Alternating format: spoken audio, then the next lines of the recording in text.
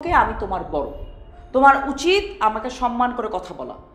আমি আপনাকে অসম্মান করছি না, দূর থেকে আপনারা এমন করে ঘ্যানা পাচার করছিলেন যে আমি হাসতেই চাইনি। বাই দ্য ওয়ে, আমি একটা বিশেষ কারণে এখানে এসেছি। এক্সকিউজ মি, ঘ্যানা পাচাল? How come? মানে এইটুকু মেয়ে আমার সাথে এইভাবে কথা বলে? তুমি তুমি তুমি দেখলে? দেখলাম তো। তুমি এরকম করছো কেন জলি? মামনি তো বড়ই হয়ে গেছে, এখন তার ছোট নাই। মাশাআল্লাহ মাশাআল্লাহ। আর কদিন পর না বলছিলাম, সুখ উন্নয়ন ফাউন্ডেশনের অল ইন অল তো সেই। মোটেও অল ইন অল সে না, এখনো ভাইয়া জীবিত আছে। আপনাদের যেরকম কোঅপারেশন দেখছি, ড্যাডি তো বেশি দিন বাঁচবে বলে মনে হয় না। আমি আপনাদের রিমাইন্ড করতে এসেছি। তুমি আমাকে রিমাইন্ড করতে এসছো? For what?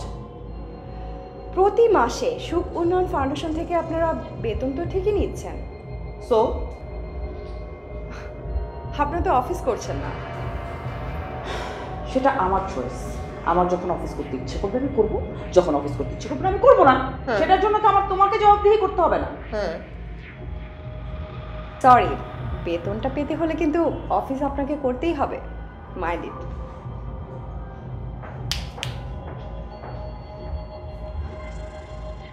এইটুকু মেয়ে, সে আমাকে উচিত অনুচিত শেখাচ্ছে। How come? তুমি বললে টস টস করে দুইটা থাপ্পড় দিয়ে আসবো নাকি? চুপ করো। একটু আগে তুমি তো ওরভাবে আমার সাথে কথা বলছিলে, কেন ভাবে আমার সাথে কথা বললে? এভাবে করে ফুলবাবু সেজে তুমি টিএসসিতে যাচ্ছ, এসব কি?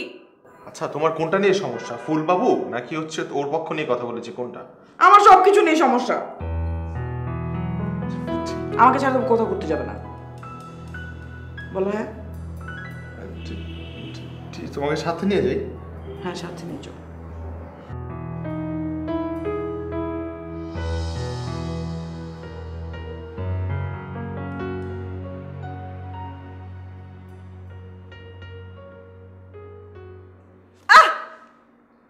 এসব কি করছো? আমি বিরক্ত হচ্ছি।